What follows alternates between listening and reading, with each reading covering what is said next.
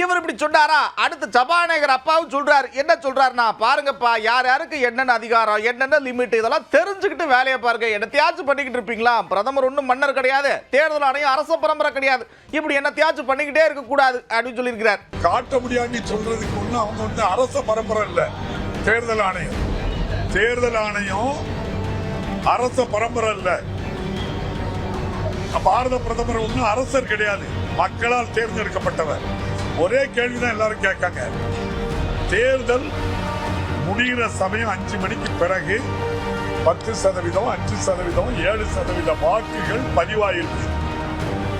அங்க என்ன இருக்கு? கேமரா இருக்கு.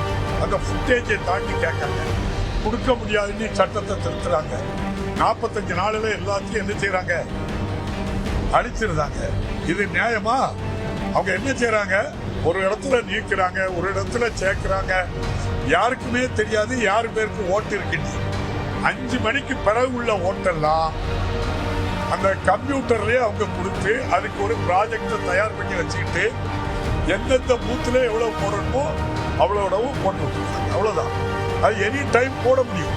நீங்க இங்க இருந்து பல லட்சம் கிலோமீட்டருக்கு அங்க இருக்க நிலவுக்கு போகக்கூடிய ராக்கெட்டுக்கு ஒரு பின் ஒர்க் பண்ணல, இப்படி பண்ணிட்டு இங்க இருந்து கமெண்ட் கொடுத்து அதை பண்ண முடியும்னா இந்த 1 ரூபா நம்ம தேர்தல் அது என்ன ஓட்டிங் மிஷின்ல பண்ண முடியாதா?